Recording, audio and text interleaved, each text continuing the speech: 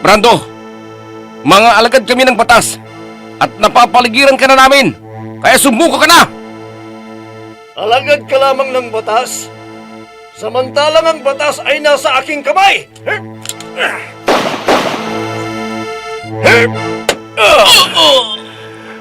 Nagkamali ka ng binangga, kaya katapusan mo na ngayon! Cardo! Anong ginagawa mo dito, Sofia? Ano man ang pinaplano mong gawin laban kay Nathan, parang awa mo na. Huwag mo nang ituloy. Anong ibig mong sabihin? Nalalaman mo ba yung sinasabi mo? Batid mo kung anong ginawa ng lalaki ito sa aking anak! Eh, dapat sa lalaki ito ay mamatay! Oh, Cardo, wag! Wag! Paano pa yatang ipagtanggol ang lalaki ito na kinamumuhian mo? At ikaw, Nathan, magaling na pulis. Magdasal ka na dahil katapusan mo na! Nathan!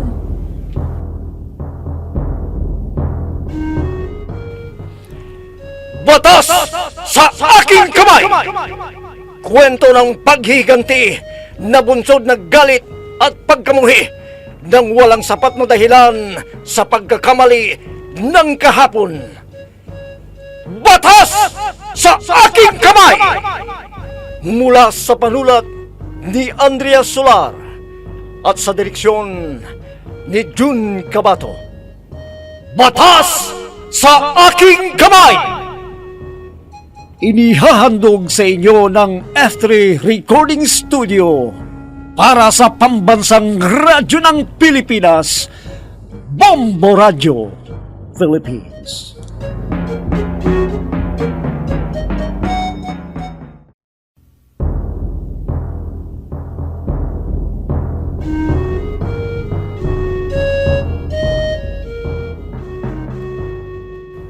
At ngayon mga kaibigan, narito ang pagpapatuloy ng ating dulang pinamagatang Batas sa aking kamay! O mga kasama, wala ba kayong nakuhang droga sa bulsa ng kanilang pantalon o polo? Sir Nathan, may droga sa loob ng sasakyan. Dalhin mo dito. Ito po, sir. Ito. Droga nga ito. Nagpapahangin lang Men! Sir! Asasan sila? Yes, sir! Magkano ba kailangan mo, sir? Anong sinabi mo? Sabi ko, sir, pwede natin itong pag-usapan. Totoo. Tayo-tayo lang naman. Oo naman, narito sir. eh. Pag-usapan na lang natin to. Ganun Basko, ipasok sa sasakyan ng attache case na droga. Sir naman, merong kaming isa pang attache case dyan. 2 milyon ang laman, sir. Pwede na yun siguro. Pagkati-atiyan ng mga kasaman mo. Pakawalan mo lang kami, sir. Sige na. Ganun. At pinagmumukha mo pa pala akong pera, ha? Bro, pusasan ito. Yes, sir.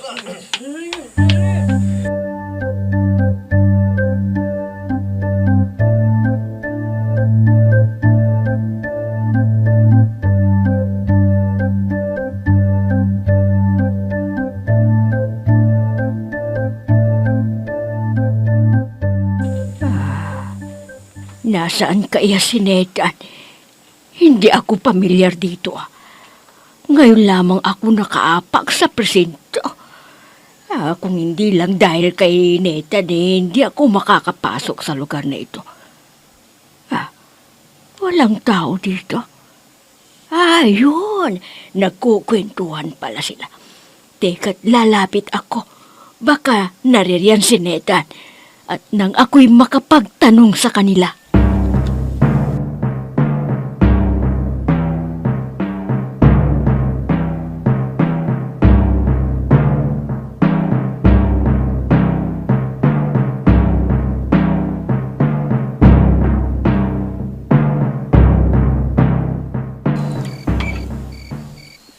Wala akong tulog Nang halos magdamag, ano na kayang nagyari sa akin?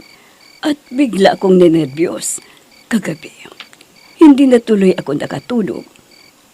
Si Yaya. Nasaan kaya ang taong yon? Saan kaya siya pumunta? Hindi umuwi. At ang aga-agay wala pa dito sa bahay. Ma'am Sofia, magandang umaga.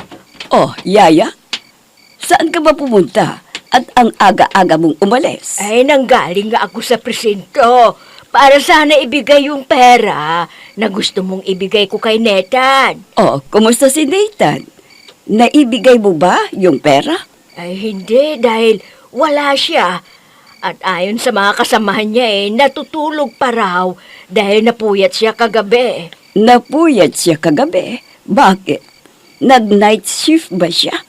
Ay, hindi, kundi napalaban sila sa mga masasamang loob. Ano?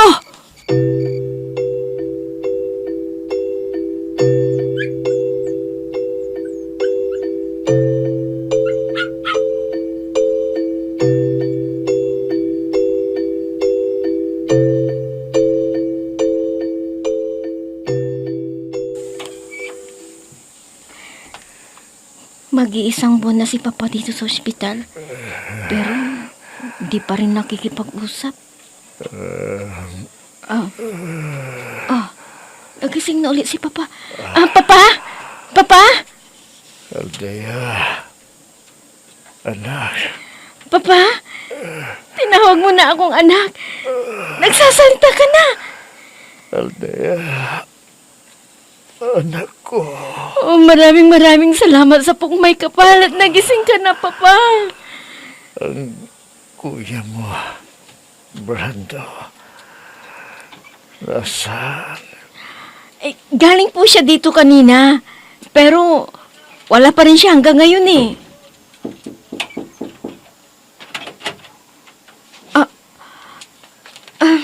Gising na pala ang papa mo. Sir, pwede po ba? Bigyan naman ninyo kaming mag-aama ng panahon para makapag-usap. Ngayon nga lang po kami mag-uusap eh. Sumisingit naman kayo. Kaya mo lamang siya, anak. Ginagawa lamang nila ang kanilang trabaho. Pasensya na kayo mga kasama. Ngayon nga lang kasi nagkita. Ang anak ko, hindi mo ba may pagpapabukas ang pagtatanong? Naparito kami hindi para tanungin kayo, kundi para bantayan. Para bantayan. Bakit niyo ako babantayan Naririto lamang ako at nandito rin ang anak ko.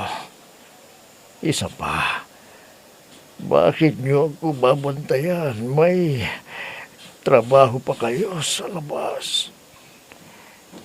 Naririto kami, sir, para bantayan ka. Baka kasi may isipan mong lumakas. Ha? Ako? Tatakas?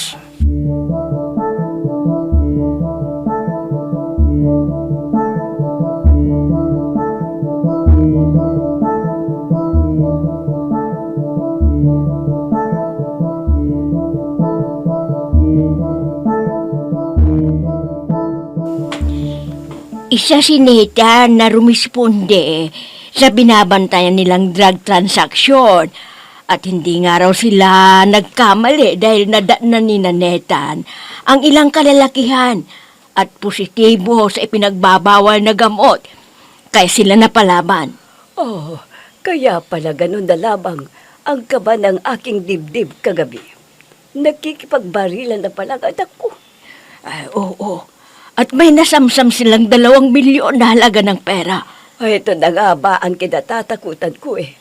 Ang mapalaman sa enkwentro si Nathan. Kung bakit kasi, ano ang pumasok sa ulo niya? At hiniling pang ibaba ang kanyang rangko. Samantalang, hepe na siya ng pulisya. Gusto niya kasing pagpaguran ang posisyon at perang kikitain niya.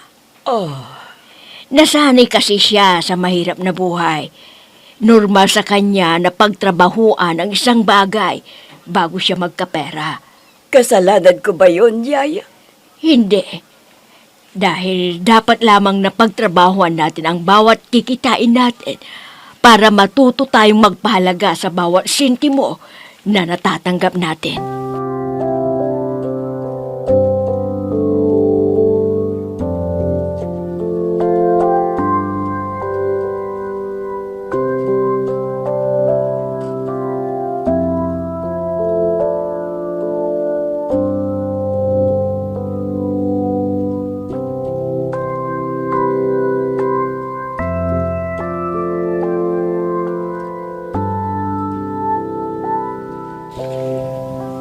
At bakit ako tatakas?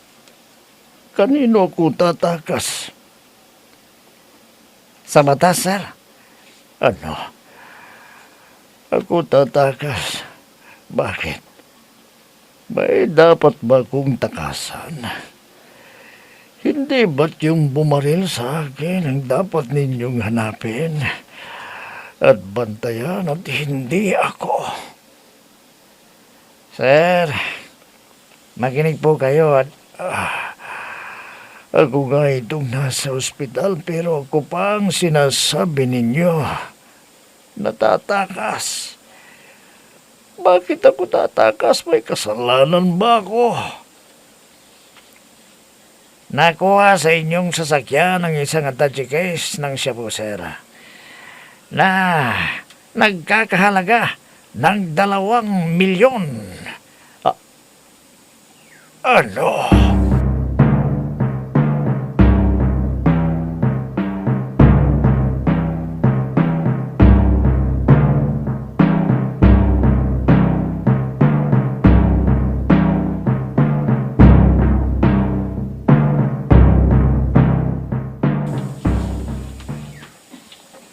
Brandon, kumusta ang negosyo natin dyan? Sir, paminsan-minsan, pumapalpak din ng mga tauhan, pero naririsolbi naman kagad. Mabuti. Ay, siya nga pala. Sa darating na linggo pala ang filing of candidacy. Maghanda ka na. Dahil hindi lamang ako ang may gustong tumakbo ka ng pagkakongresista, kundi ang buong samahan. Idagdag pa dyan ang mga koneksyon ko sa negosyo at iba't ibang politiko. Kaya nasisiguro ko ang panalo mo. Yan ang inaasahan ko. Kasamang Martin. Ang maging kongresista sa distritong ito para mahawakan natin ang marami pang empleyado ng gobyerno. At lahat ng opisyal ng gobyerno ay sa atin. Maging sa custom, Sir Martin. Oo, alam ko. Kaya maghanda-handa ka na. Huwag ka munang dumikit sa mga kaibigan natin na nasasangkot sa droga para malinis ang pangalan mo. Huwag kayo mag-alala, sir. Gagawin kong lahat ng makakaya ko. Hindi magtatagal. Uuwi na ako yan sa Pilipinas para sa paghahanda ng iyong kandidatura. Mabuti kung ganon. Dahil kapag nalilito ka, mas komportable akong lalaban sa kongresista. Oo. Siya nga pala. Si Marita, nandyan ba? Wala, lumabas. Magpapapanganicure daw. Sige. Sabihin mo sa kanya, pagdating niya, natawagan ako.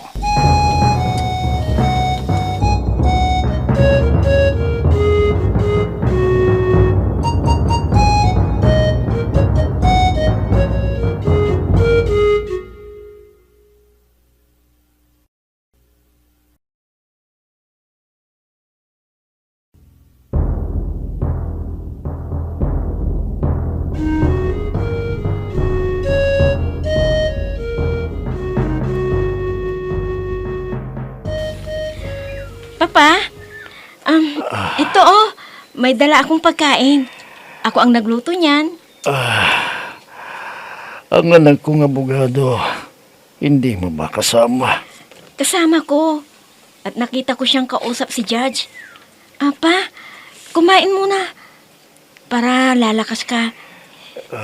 Tignan mo ang katawan mo, oh. Nahulog na ang pangangatawan mo. Hindi ko maubos maisip kung papaano ko nakulong samantalang ako ang pinagbabaril ng mga kriminal. Malaki kasi ang ebidensya na hawak ng mga pulis, Papa. Nakita nila mismo sa loob ng sasakyan ninyo ang droga. Pero hindi akin ang isang touchy case ng siya mo. Nakita mo naman ang loob ng kotse bago ako umalis. Wala akong dalang touchy case na puno ng shabu. Alam ko, Papa. Ako rin po hindi naniniwala sa ibinibintang sa inyo. Biktima ako ng tanim droga, anak. Papa, sino ho ba ang suspetsa ninyo na pwedeng nagtanim ng ebidensya sa sasakyan ninyo? Wala. Alam mo naman siguro yan na wala akong kagalit. Huwag kayong mag-alala, Papa. Dahil magaling na abogado ang abogado ninyo. Naniniwala akong maipapanalo ninyo ang labang ito. O sige na, Papa. Kumain ka na para maiba naman ang pagkain mo. Alam ko na hindi ninyo gustong mapagkain dito sa loob ng kulungan eh. Kaya kainin ninyong lahat ang dala ko. Pero sa susunod, anak, damihan mo. Para may maibigay ako sa mga kasamaan kong nakakulong dito. Para nang sa ganun ay maging kaibigan ko na sila.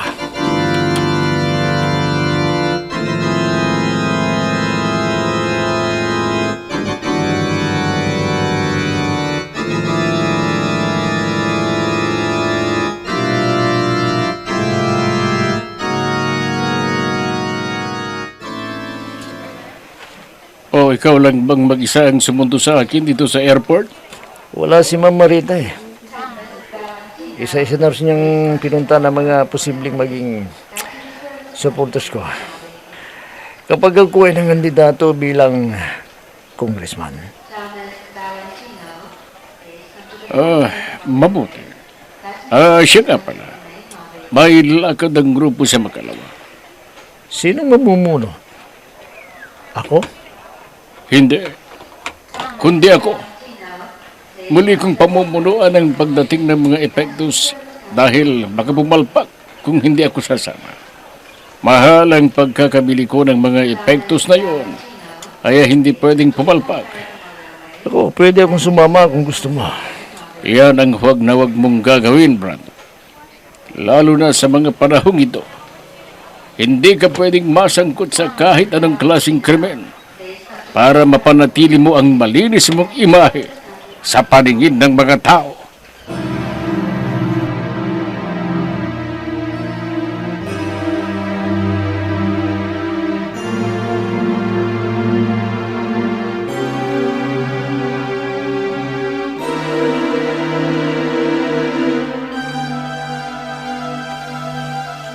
Anak, kumusta ka na?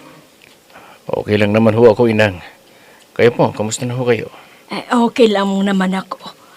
Ay siya nga pala, ayaw mo pa rin bang pumasya sa bahay? At sino naman ho ang papasyalan ko doon? Naririto na kayo. Ako, siyempre. At si Ma'am Sofia. Kung meron man akong gustong bisitahin sa bahay na yon, kung sakali man, walang iba kundi kayo lang. Hindi mo ba namimiss si Ma'am Sofia? Kahit paano nagkasama naman kayo ng matagal. Yun nga po matagal na panahong pagtitiis ko sa piling niya. Kaya hanggat maaari, ayoko nang balikan pa ang bahay na yon. Dahil maraming malulungkot na alaala ang bahay na yon. Sige. Ikaw ang bahala, anak. Ang lalim yata ng buntong hininga ninang. Naalala ko lang kasi si Ma'am Sofia. Masisiyahan sana siya kung makikita ka niya. Inang, andyan na naman kayo Gusto ko tuloy isipin na... Na ano? Huwag na ho, Inang. Baka masasampal niyo na naman ako. Ano ho ba yung dala ninyo? Ay, oo nga pala. May dala akong merienda ninyo. Dinamihan ko na rin para sa mga kasamahan mo. Nako, kamote kayo, inang. Ito ang gustong-gusto ng mga kapwa kong pulis, inang. Salamat ho, ha. Mga kasama, hali kayo. May dalang inang kong kamote kayo. Merienda muna tayo. Ito mo na, mga kasama. Hello, dali lang na dito sa operasyon natin. Ha? Eagle team, be ready. Ha? San? Babay Express may sa Malagap ng Bangka. Nakatimbre na si Martin Gaban, ang hustler ng Cavite. Punta natin.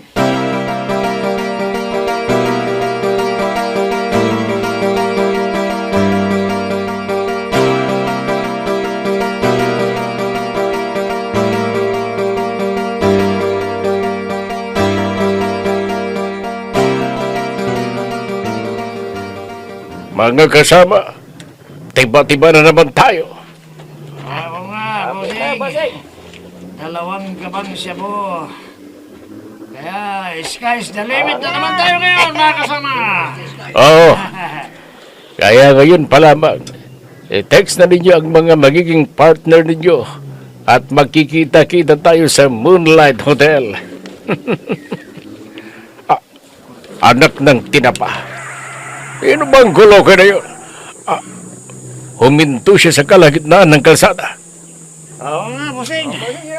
Oo nga, kuminto. Bossing, baka mga parakyan. Oo nga, bossing, baka mga parakyan. Talagang mga parakyan. Kaya bubundulin ko sa may likuran. Tignan ko lamang kung hindi nagpaikot-ikot sa kasaldang ito. Ngayon na! Andiyan ka, bossing! Hindi lang pala yung sasakyan ng klabo natin. May nasa likuran pa tayong mabalat. May nasa likuran pa tayo. Tiligan tayo, bossing. Oo nga. Ipinain lamang pala ang sasakyan yun. Kaya magsipaghanda kayo, mga kasama. Salamat tayo!